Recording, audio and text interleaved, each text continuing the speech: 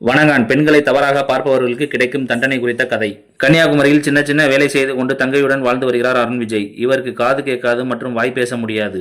அருண் விஜய்க்கு நிரந்தரமான வேலை இல்லாததால் அடிதடியில் ஈடுபடுகிறார்.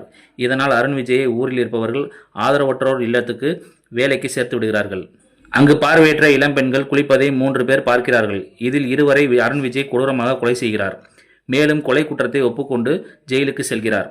எதற்காக கொலை செய்தேன் என்பதை போலீசிடம் அருண் விஜய் சொல்ல மறுக்கிறார். இதில் அருண் விஜய் கொலை செய்த காரணத்தை சொன்னாரா இல்ல 3 பேரில் மீதம் ஒருவரை கொன்றாரா என்பதே படத்தின் மீதி கதை. நாயகனாக நடித்திருக்கும் அருண் விஜய் மாற்றுத்திறனாளியாக நடித்து அசர வைத்திருக்கிறார். குறிப்பாக ஆக்ஷன் காட்சியில் கவனிக்க வைத்திருக்கிறார். விசாரணையின் போது பரிதாபத்தை ஏற்படுத்தியிருக்கிறார். தங்கை பாசத்தில் நெகிழ வைத்திருக்கிறார். உடல் மொழி, முகபாவனை என சிறப்பான நடிப்பை வெளிப்படுத்தியிருக்கிறார். திரையில் பேசாமல் நடித்து அனைவரையும் பேச வைத்திருக்கிறார். துருதுரு பெண்ணாக நடித்திருக்கிறார் நடிகை ரோஷினி பிரகாஷ்.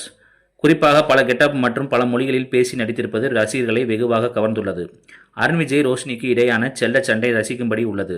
தங்கையாக நடித்திருக்கும் ரிதா அண்ணன் அருண் விஜயை நினைத்து வருந்துவது, அவரிடம் உண்மையை கேட்க முயற்சி செய்வது என நடிப்பை வெளிப்படுத்தியிருக்கிறார். குறிப்பாக செய்கையில் விஜயிடம் பேசும் காட்சியில் சிறப்பான நடிப்பை வெளிப்படுத்தியிருக்கிறார். எனக்கே உரிய பாணியில் படத்தை இயக்கியிருக்கிறார் இயக்குனர் பாலா. பெண்கள் பாதுகாப்பு, ஆதரவற்ற மாற்றுத்திறனாளி பெண்களுக்கு நடந்த கொடுமையை மையமாக வைத்து படத்தை இயக்கியிருக்கிறார். இதில் அண்ணன் தங்கை பாசத்தை அழுத்தமாக பதிவு செய்திருக்கிறார். கிளைமேக்ஸ் காட்சியில் பதற வைத்திருக்கிறார். கதாபாத்திரங்களுக்கிடையே திறமையாக வேலை வாங்கியிருக்கிறார்.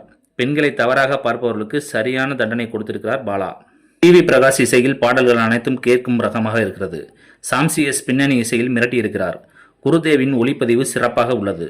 வி புரொடக்ஷன் நிறுவனம் இப்படத்தை தயாரித்துள்ளது என்பது குறிப்பிடத்தக்கது.